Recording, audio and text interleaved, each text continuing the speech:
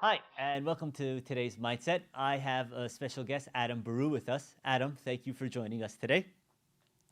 Yeah, happy to be here. Just to give people a little bit of background of who you are the CEO of SuiteCentric, which is a NetSuite solution business, and I really want to start with that. But you also have your own podcast called The Change that you started. Sounds like pretty recently. So welcome along, and can you tell us a little bit about SuiteCentric and what is a NetSuite solution business? Yeah, thank you. So NetSuite is it's an ERP system, enterprise resource planning. So, most medium and enterprise level businesses are going to run on some sort of ERP system, right? Mm-hmm. NetSuite, I believe, I'm not mistaken in saying they were the first SaaS ERP system, like fully online. I think they started around the mid 90s. They originally were called NetLedger. I think their original version, when they were NetLedger, they were just kind of focused on accounting and financials. Okay. And then they expanded over the years. They changed their name to NetSuite, to today, order management, inventory management, manufacturing, CRM, Salesforce automation, e-commerce, HR. I mean, you name it. Like theoretically, and truly, like many of our customers run their entire operations on NetSuite. Some of them have complementary services like outsourced shipping, 3PLs, but really it's that type of system that can organize all of the different aspects of your business and centralize the whole thing. And I mean, we all need that, especially, if you're the entrepreneur or professional and you seem, especially in today's day and age with all these new tools and softwares coming out, because, everybody had to go remote. So tell me a little bit about kind of, I guess, if someone were to connect with you, what can they expect from, working with a company like SuiteCentric? Um, Yeah, I mean, we're a NetSuite solution provider, so we're an authorized reseller and implementer of NetSuite. We focus a lot of our efforts on around e-commerce. That's actually how we got our start.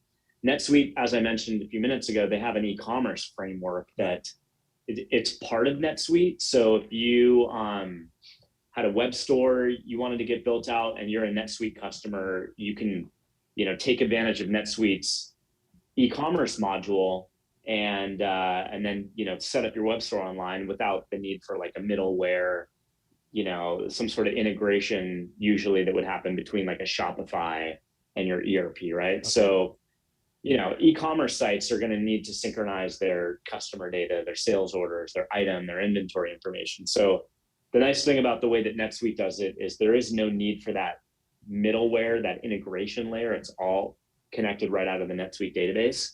So that's how we got our start. In fact, you're out of Irvine. One of our bigger clients there is in Irvine. So about 2019, we decided to become a full NetSuite solution provider and not only focus on the e-commerce work, but also implement NetSuite and configure it, optimize it, take recovery projects for failed implementations of NetSuite that other partners had started. That sounds pretty Um, rough. it happens, and it's a pretty significant amount of our business, but so I would say right now we're kind of 50-50 between still focusing on our e-commerce clients and selling and implementing NetSuite and supporting our existing customer base. Okay. Okay. So tell me a little bit how you got into this, because I love the backstory about you. It sounds like it was around the pandemic time where everybody kind of lost track of. I mean, for me at least, I definitely lost track of what I was doing because life was on this perfect trajectory and everything was going well, and then in comes the pandemic and it throws everybody to a loop. And for you, it sounds like, and from what I've read, it sounds like you really looked at yourself and kind of restructured you as to what you wanted to do. And you talk about being the leader and deciding, you weren't being the leader that you wanted to be. So what was the kind of the triggering effect that got you to decide, you know what, I want to try something new and really kind of recalibrate what you were doing? So to truly answer that, I'm going to rewind quite a bit Okay. and start a little bit at the beginning of my career, because that's going to inform, some of the imposter syndrome and stuff that I was kind of dealing with around the time of the pandemic. So Interesting. Okay. uh, my my degree in college was basically in environmental studies. It was the natural geography program at San Francisco State University, and at the time of working on my degree, I was working for the National Park Service. I was a park ranger, working in the Bay Area, and I really loved that work, and really wanted to embark in a career, supporting environmental causes. So we'll start with that. That's chapter one. Okay. What happened? What happened after that was, during the time I was working on my master's degree, um, I my ex-wife and I decided to go move to Costa Rica, and that was kind of like a 6 or 9 month long process of kind of planning out that trip. And then she became pregnant with our daughter, who's now 22 and a half, almost, or yeah, 22 and a half. And basically, still decided to go to Costa Rica. We had our daughter down there. And so coming out of Costa Rica, which I was down there for about a total of 7 or 8 months, I we moved back to Santa Barbara, which is where I originally started college, and needed to get a job. I mean, now I have a kid to support, and going through the geography program at school and working.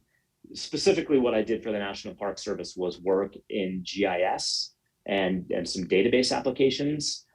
So I had some computer skills. So then I got, basically, that would be the start. Then when I landed my job, in my first career job in Santa Barbara, that was really the start of my IT career. And worked in software and IT for many years. And it was then in 2006 that I landed my first job at a NetSuite solution provider up in the Seattle area, which I had moved to Seattle between Santa Barbara and then. Okay. So um, so anyway, so that's kind of where my NetSuite career started. My professional skill set has really always been around technology, um, predominantly is in software development. So that's truly what I was doing, was software development. Fast forward now to 2000, what would have been about 2016. I was working up in Irvine, at a company where they were using NetSuite's e-commerce framework that I had implemented, and I got laid off from that company. I think about 98% or so of the company got laid Oh off. wow. So I was, myself and my boss were some of the last to go, and so I knew I was going to get laid off, and so I had already kind of started to think about what my next step was, and I decided, I was at the time when I was working in Irvine, I was the lead software engineer focused on the NetSuite e-commerce web store at this company that I worked at. And there really wasn't any other NetSuite professional services agency that was doing this type of e-commerce work that was also based out of the US. There were some companies in Uruguay, and there was, there were some companies that were attempting to do it, but none that truly focused on that. And there was a real need in the marketplace. So I decided I would go and launch my own business. I had done some other businesses that I had launched kind of in between this whole career timeline. For example, I went and did wedding photography for 10 years. Wow. 2.5 years of which I left my NetSuite career and just did wedding photography for 2.5 years in that mix. But then, re-entered the NetSuite world. I think it was about 2013 or 14. But long story short, to kind of wrap up this part of the timeline and get back to your question.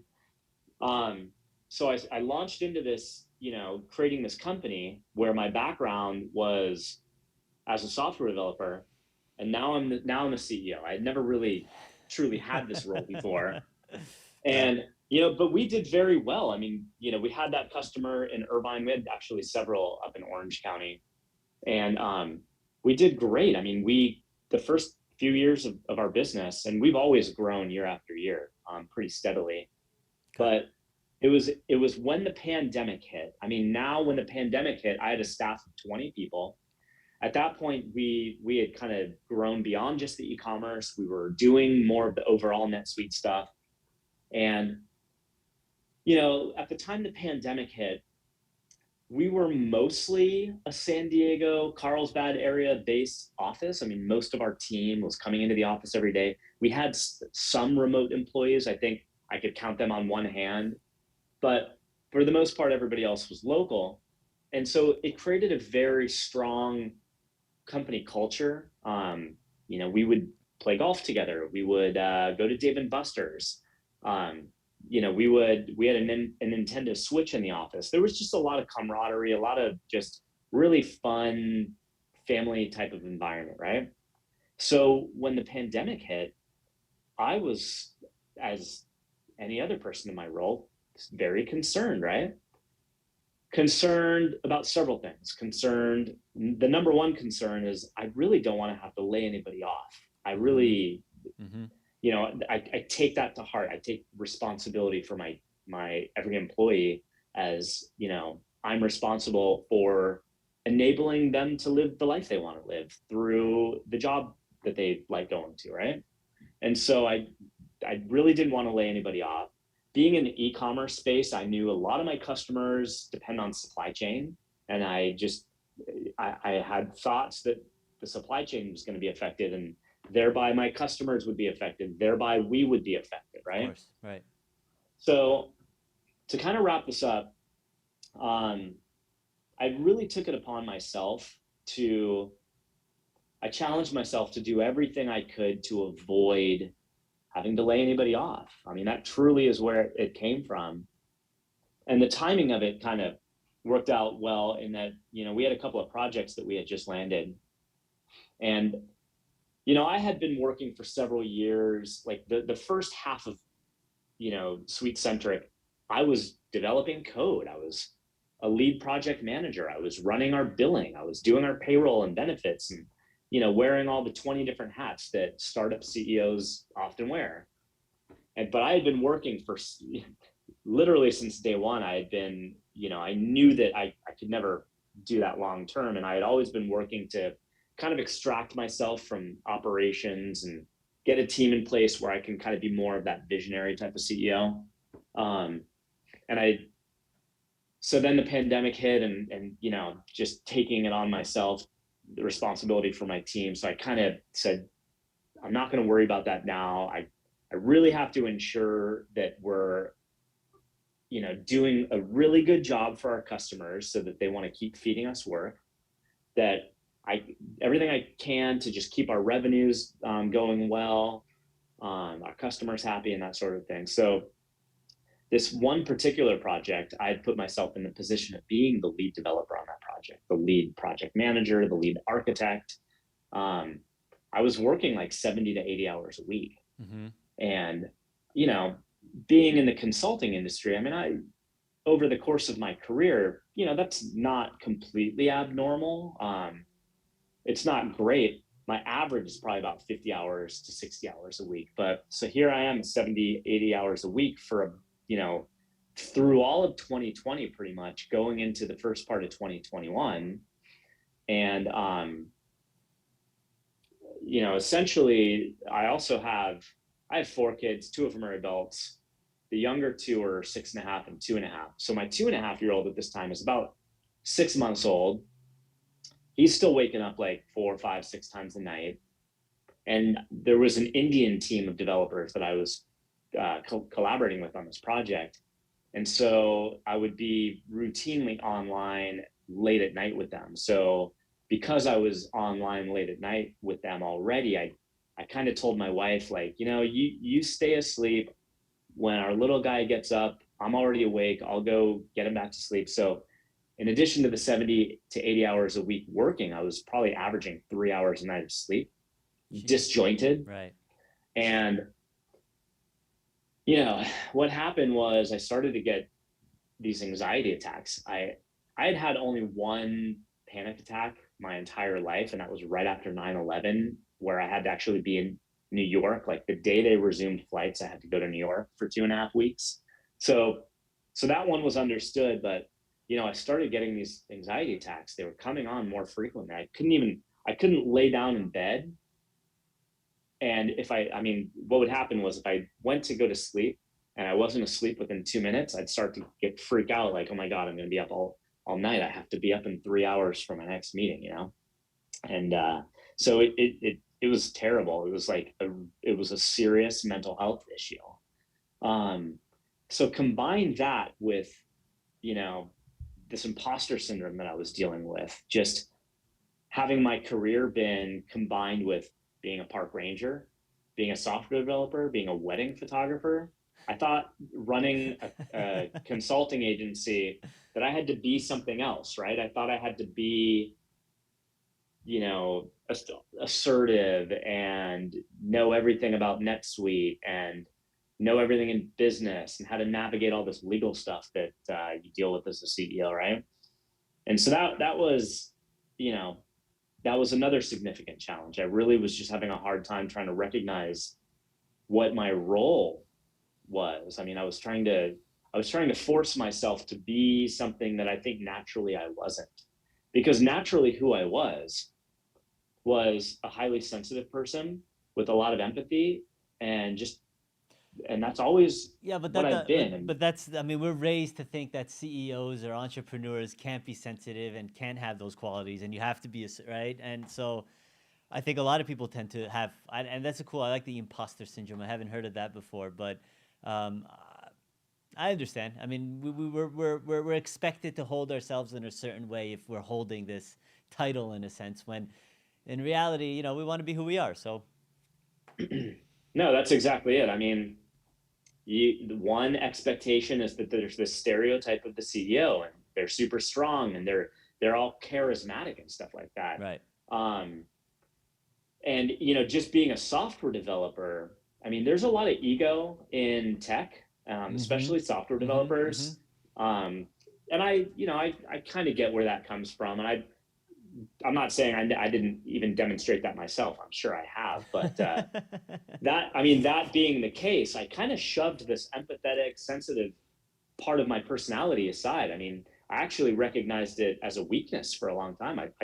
I just built this belief system that was a flaw of my personality, and so I shoved it away and fronted and tried to be something different. So here I am now. It's March of 2021. I've been suffering from significant, mental health issues with these anxiety attacks, and I knew I needed to make a change. So I finally said, I really have to get out of this project that is consuming so much of me and kind of taking me down. And so I bit the bullet and I just hired a bunch of really smart, awesome, really expensive developers, trained them and handed that project over to them. And now here I am, truly in the first time in my whole career, and I'm almost 50. So I'll kind of, you know, I only mention that to say, I've had a pretty sizable career thus far. Mm-hmm. My career spans like 23 years, right? This is really the first time where I can, be in my career where I'm like not feeling pressured all the time to just get stuff done, where I can take a step back and be like, what do I want to do? Who do I want to be? And the timing, this is like serendipitous. This is the universe, smiling back at me at the moment that I started to kind of have these thoughts and reflect on my role. And trust me, I get solicited. Any CEO will tell you all day long, we're getting solicited by people trying to sell us stuff. Right. And so I had, every day I get solicited for people that want to be my business coach, right? Or have me sign up for some, Guru cohort kind of, of yeah, others. that, Yeah. right. And so anyway, I get marketed on LinkedIn from, this lady who's an executive coach. And, I kind of just checked out her profile a little bit. I'm like, you know what? I'm going to pull the trigger on this. She seems interesting. She seems like she has a good approach and philosophy. And I think this is what I need. So I started working with my coach, Kristen Taylor. And, by I swear this was like our second or third session, and she's trained as a therapist, so she was able to offer some additional things to think about and to work through. Right. And it was our second and third session where we're having a conversation about something, and she just put a question in my ear that was something I never really kind of thought about before. Okay.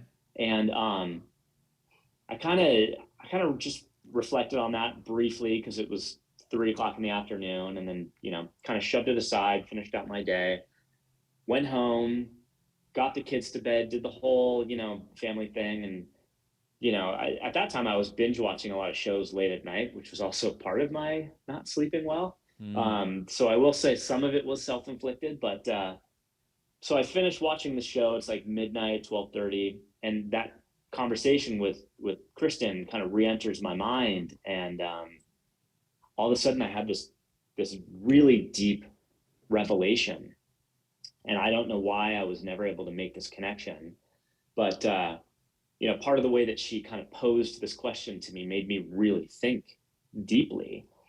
And I remembered how when I was 6 years old, right after my parents divorced, my mom would get this babysitter to come over and watch myself and my brothers while my mom went out.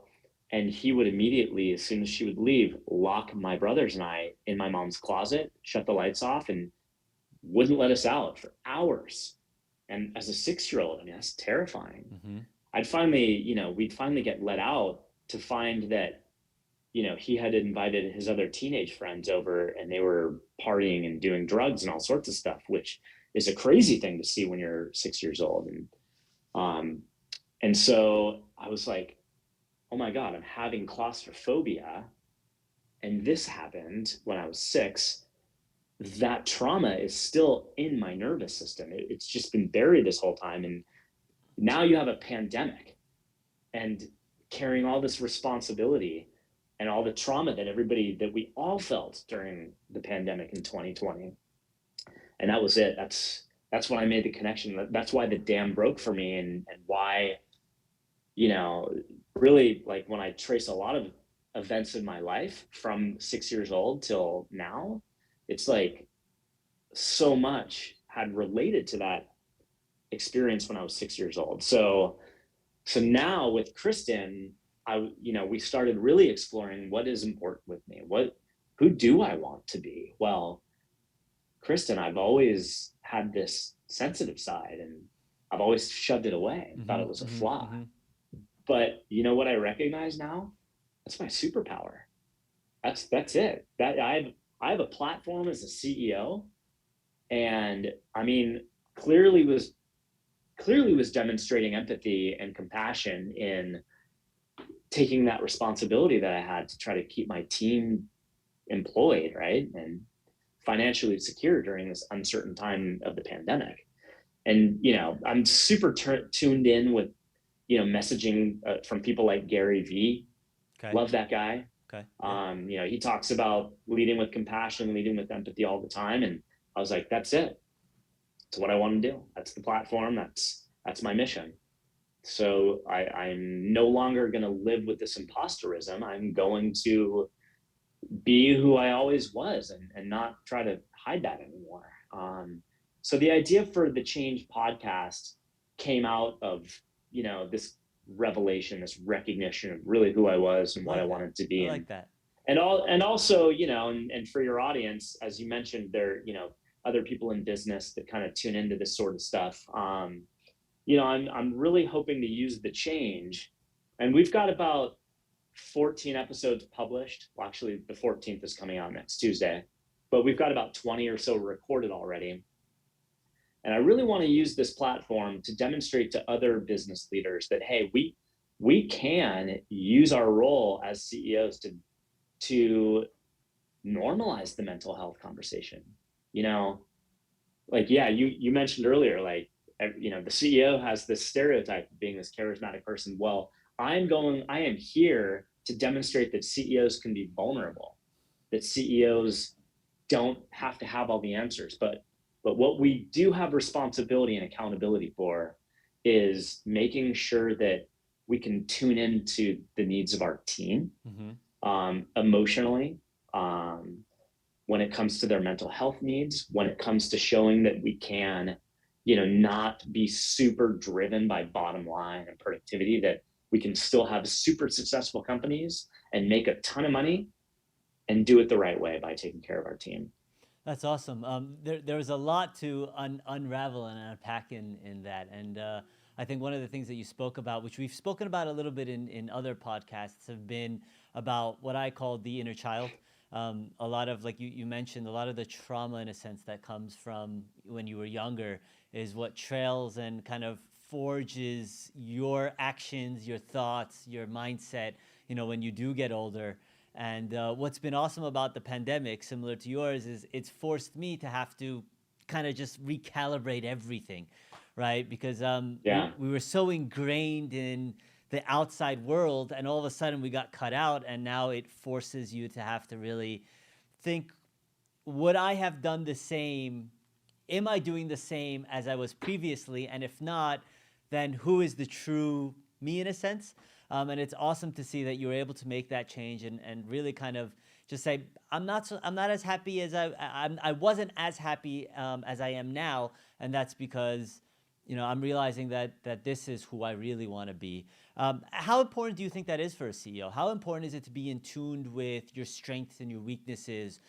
Because I mean, one concept that we've spoken about is your biggest strength is also your biggest weakness, right? And that's what makes it so eccentric to you as a person. But how important is it to be in tune with your characteristics as a CEO? Being the leader of a business. There is nothing as important as having self-awareness and being tuned in to yourself as a business leader. And that comes with realizing that we are accountable. We're accountable for the people that we lead. And if we're only trying to make our shareholders happy and make a lot of money so we can buy stuff, We're in the wrong then business. You've got the wrong I mindset.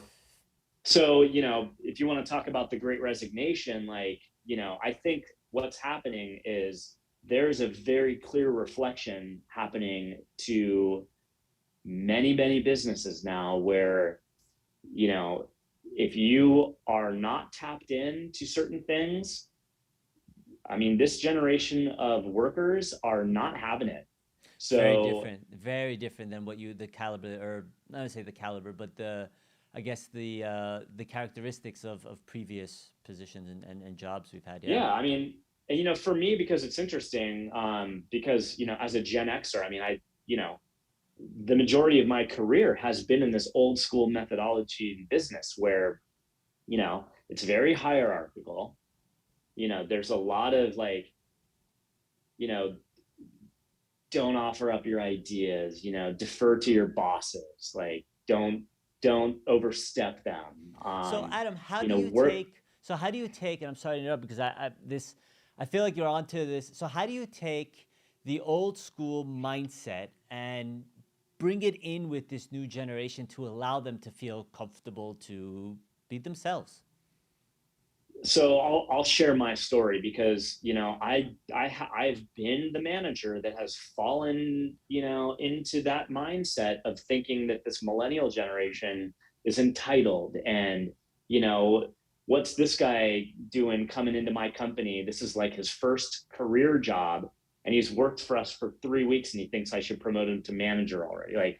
Trust me, I've been there. I've been the one to just be scoff at that, shake my Right, head at it, being right, like, that's not how I came up in business. I right, came up by working my tail off, right. working crazy hours to make my way. So I've been there.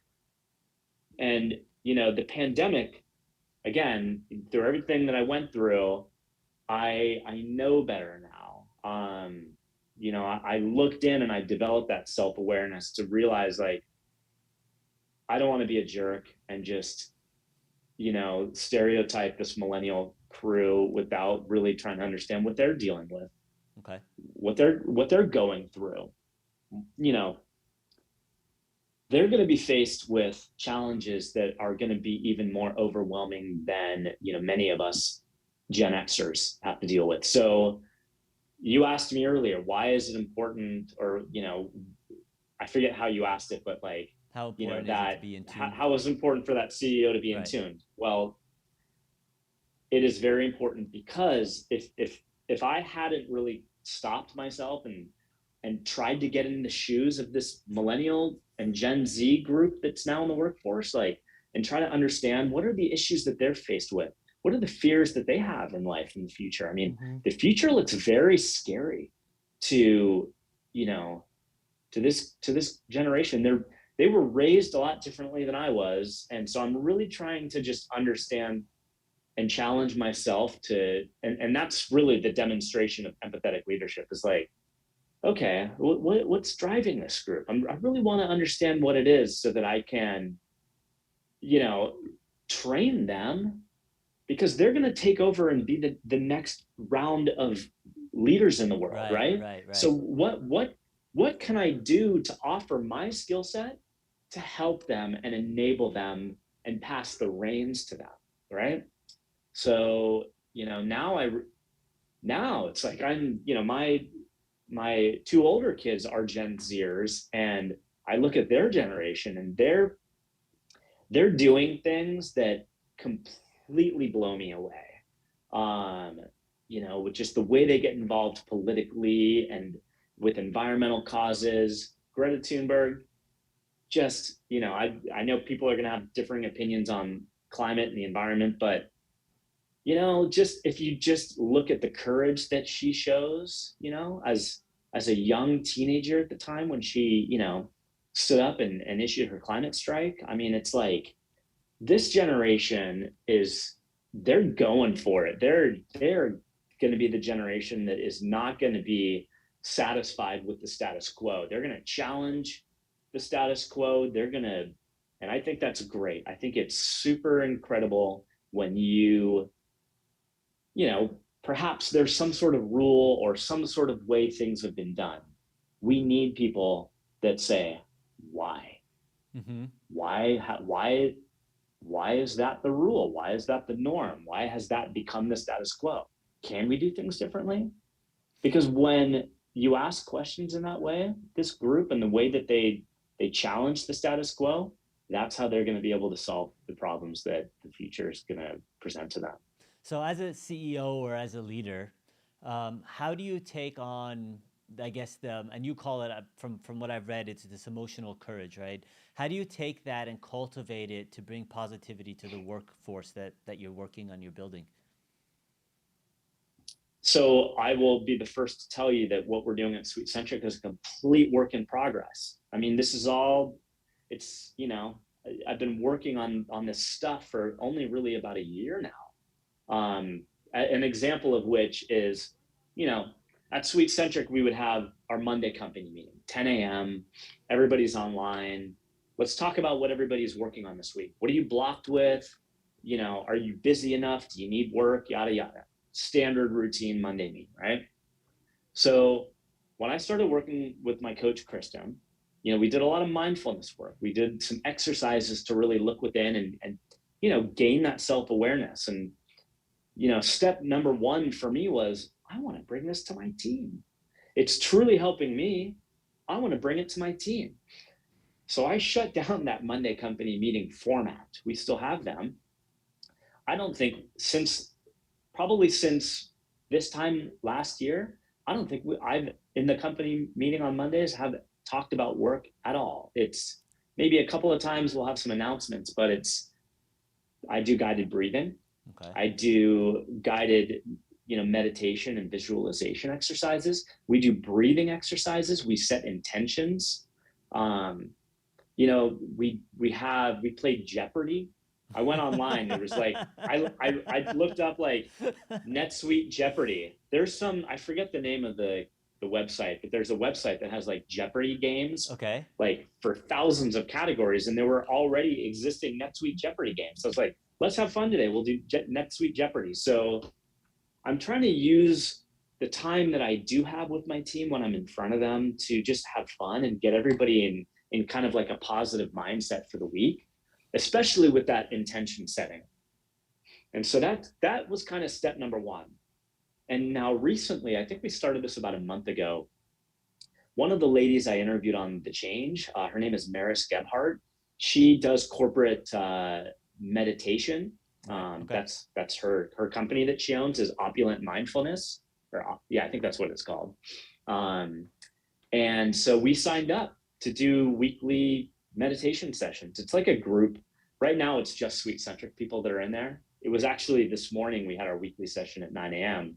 But it's like a group session, I think, with the idea that other people will be in there, and everybody's kind of on mute with their video turned off, and it's just, Maris guides everybody through meditation, and it's only a half an hour, and it's just a great way to kind of just start our Thursdays, right? And so, those are a couple of things. There's some work in progress areas that we have. Like I'm kind of debating what to do with performance appraisals, because It's a big topic. Yeah. yeah, I like more of the one-on-one check-ins. And I think that's probably more of where the answer is, to just make sure that, there's two things that I want to achieve with just checking in with the team. Number one, you know, are you on track to meet your goals? Right. And are we doing a good job to help you with your goals, Right. right? So measuring people in this kind of uniform way, I know that there's some people like the performance appraisals. Reviews. They like Right. hearing about how they're doing. Everybody likes hearing how they're doing, right? So that can be a format, I mean, probably better served in the one-on-ones, but there's also a large group of people that have a lot of anxiety around the performance appraisals, because if you offer anything critical, It's a it scary can thought. be Yeah.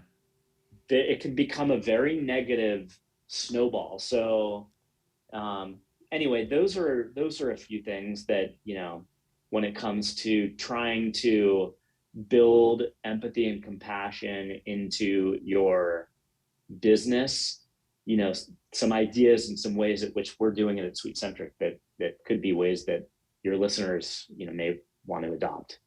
Yeah, I mean, on our side, we do what we call our employee assessments, and we just basically assess where we stand with our projects and our, weekly and monthly goals. So, there are a lot of people who tend to get afraid of those, and we try to make it welcoming, because it's only a positive reinforcement for what we could be doing a little bit better, and what we're doing really well. And I think if it's phrased that way, it sounds fun. Then the, hey, let's do a performance review, and let's talk about where you did terribly, and let's only point those out. So Well, I mean, check this out. So I think it was episode 3 of The Change. I interviewed this lady named Michelle okay. Dickinson, and the focus of that episode was on leading with compassion. I mean, she is a coach, and she has her business around working with companies to build mental health support services and practices in their businesses. And she very vulnerably shared, her story growing up as a child with a mother with bipolar. And Wow. anyway, she was recounting to me how, she was going through a divorce, and around this time she had to go in for her, routine performance appraisal, and she related how her supervisor negatively appraised her because Michelle wasn't her typical bubbly self. Well, hold on, supervisor, like manager, take a step back. Like, recognize that when somebody's going through a divorce or some sort of like life event like that, they're not going to show up and be their normal bubbly self. So again, it's just, you're going to attrition your employees out when you treat them that way. So how important is empathy in the workforce? It's,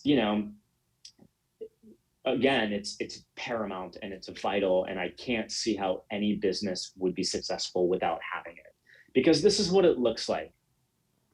Really, to have a truly empathetic organization shows up as great communication between Mm, team members mm, and respect. And so it's just trying to get your mind into what's the other person going for here. Like, So there was something that came up yesterday at my company, right? Like I think I needed some report or some information from somebody, and I knew they were going through a hard time. And so I was like, listen, I know, I know things are rough right now. I know that there's some challenges. But try to look from my perspective. Like we kind of need this information to make decisions to move forward. And so that's why empathy is important in business, is when people are communicating and they can show each other that respect and try to get into each other's shoes and understand where everybody's coming from. Like when you have that level of communication, I mean, it's just such a harmonious and collaborative environment that how could you fail when you communicate that way? It's when you communicate the opposite way, when people don't talk to each other and they don't try to put themselves in the other person's shoes, then you lose trust. And no successful business can operate when the foundation of trust is non-existent. And especially as an employee manager, position, if your downline, your team members don't trust you, I mean, they're not going to show up for work, let alone show up and do what you ask them to or is expected of them. So, um, how do you cultivate an environment where everybody's empathetic to each other? I mean, it can't be easy. It's not something that it's something I'm sure you have to work on constantly every single day. So, what are some things that I mean? You did mention a lot of the how Mondays you're no longer talking about work and all the fun the cultural stuff that you do, but what are, as a leader, um, words or actions that you can take to cultivate empathy in the workforce? It has to start from your top down. Your CEO has to reflect it and has to demonstrate how important it is, and they have to provide that vision to the team. And then management needs to understand that as well. And I don't want to use the word buy into it, but that concept where they Right. can, take a step back and be like, okay, no, I'm I'm connecting the dots. I understand how this is important, and so when they're supporting it too. So again, it really has to come from the top down. The CEO needs to create that safety and show you know, basically demonstrate the vulnerability and you know be open to saying, hey, I'm not perfect and I make mistakes, and you know it's okay. It's okay to discuss issues in an open and honest way here. So I think that's the way to do it. It really needs to come from the top down. So I'm interested in getting your take on this topic. This has been a topic that we've kind of gone back and forth on. It's the how passion and is passion something that in the workforce is accepted, and if so, to what level, right? Because a lot of CEOs, like you said, come with this extreme immense amount of passion for their business and what they do. I mean, like you said, you spend 18-hour days, working, and then the 3 hours that you could be sleeping, you were taking care of your child, right? So it you're coming in and it's your baby, right? And you come in with a lot of passion. Where do you assess passion in the workforce, and is it something that's allowed? And if so, to what extent? Good question. I mean, passion is important, but not everybody's going to have it, and that's okay. You can't. I don't think you can expect, somebody working in the warehouse to really just, always show up with that passion. But to know that they feel supported, that's the trade-off. If they're not showing, if they may just not be one of those extrovert people that shows up with passion all the time, right? Right. Okay. And is like, everybody's feeling it. But so you can't really, as a leader, I don't think you can expect, you know the passion that I have as a CEO. I can't expect, somebody on, the staff level to really have that same passion. But I hope the goal is that they feel safe and they feel supported and they know that I have their back. um, so it is important for the leader to have that passion and to demonstrate it. um, and that's, I think, where I struggled a lot too. Like when, up until I had my revelation, when I was living this imposter syndrome, trying to be somebody I wasn't. I don't think I had the level of passion that I do today. And it's not to say that, it wasn't a fun company at that time, but it's just different now. Because I think most people get it, and I think most people understand why I've, kind of implement some of the changes at the company that we have. Not everybody's going to get it. Right, right. Not everybody's going to get it. I've had people that work for me that, like, it's just, they just want to do the work. They just care about the work, and they want to check out at 5 o'clock, and that's fine. Like, you know, I think I was kind of touching on this earlier, but like, as a leader, you can't expect that everybody at your company is going to come in with that level of passion. Right, right. So I always like to leave off with a couple of words of advice from our guests.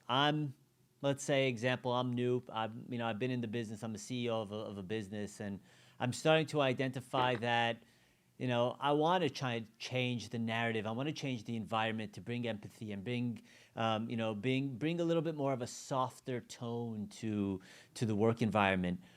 How do I start, and what's advice that you can give someone who really wants to start to change, their environment, and bring in the positivity and bring in the emotional mindfulness that a CEO should be bringing? Well, that leader really needs to truly believe in what they're doing. I mean, it needs to be authentic. 100% it needs to be authentic. They can't just devise, like, yeah, like the great resignation, a lot of people are leaving their companies because, they don't feel valued and rewarded, and they're losing connection and stuff like that. You can't fabricate what you can't fabricate empathy. Right. And so what you can do, though, is if you're having a hard time connecting with that level of self-awareness, the number one thing is to practice mindfulness. And it's really easy. It's not magic. What it looks like is journaling. And what it looks like is, don't work through your lunch break, but go read and tap into what was important to you when you were young, before you created a business and got super busy.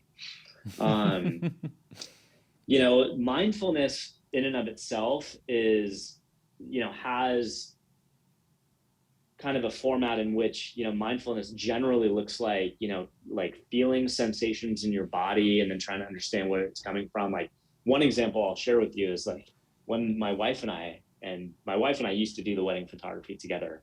And my wife has been way tapped into this stuff long before I ever was, because she would all of a sudden around Wednesday and Thursday be like, I'm really anxious. I don't know why I'm, like, feeling so anxious today. And then she'd be like, oh, it's because we've got a wedding on Saturday, right? So she was kind of tapped into that. That's what mindfulness looks like. When you can feel in your bodies, just, you don't feel right, you don't like how you feel. Maybe, and Tara Brach, who is somebody who's very popular, you can go look her up online.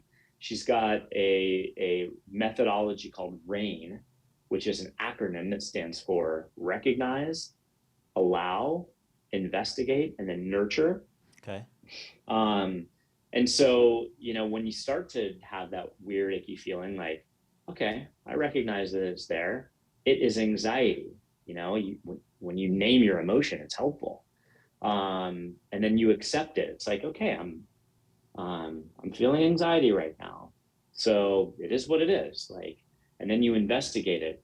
Okay, well, I'm feeling some anxiety because I've got this big thing coming up in a couple of days. And then the end part of it, nurture, is, and it's helpful to actually use the nurture part in the third person. So, it's okay, Adam. Like, it's normal to feel anxiety when you have this big, wedding that you're shooting on Saturday that is going to be an all day thing. Like, you're doing your best, and yada, yada. I guess that's more of the second person, but anyway, that's part of it, is just, kind of cultivate that level of self-awareness. But really the number one thing would be to just start listening to your team and give opportunities for them and their voices to be heard, because, I'll again say that in the past I've been not so great at that, but I'm, really trying to make an effort to hear their voice, understand what they're going through, understand their perspective, and take their advice. Not think that as a business leader, I have to make all the decisions. Right, right, right. God, I mean, that is so stressful to feel that you have to make all the decisions as a CEO. So you don't. You hire people, you entrust in them, they're a part of the team, let them inform you as to what you should do sometimes with business decisions. So that's, I think, where I'll leave it. Just starting with that self-awareness, cultivating it, but then really also listening, and giving opportunities for your team to step up and have their voice heard. Some sound advice. If there's one person that takes that and runs with it, you've made the place already a brighter and better future for a lot of employees. So I appreciate that very much. So Adam, somebody wants to get in touch with you, whether it's to listen to the Change podcast, or heck, maybe even become part of the Suite Centric, start working with you on that. How do they get in touch with you? Yeah, thanks for that. So yeah, I mean, several ways. SuiteCentric.com, SUITE centric.com is my corporate website. Through the change, I created a media company called EIQ Media. Okay. So they can also go to eiqmediallc.com.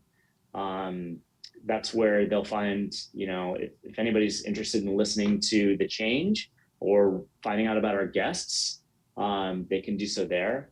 Through EIQ Media, I also produce a podcast hosted by my coach, Kristen Taylor, which is called How I Made It Through, which, she interviews people that have gone through near-death experience. Oh, wow. Or some other, really life-changing, traumatic, or just life-changing event in their lives. And, going through that, what they, how that shaped them and informs them today, and super compelling interviews there. Sounds interesting. So that's another way. And I'm also on LinkedIn. You could just look me up, Adam Baruh. That's Baruh. And happy to take direct messages from people and, answer any questions anybody may have. Awesome. Well, Adam, thanks for joining us. I enjoyed this, and hopefully we'll get you around on another podcast to continue the conversation. But guys, thanks for joining us, and we'll see you on the next one.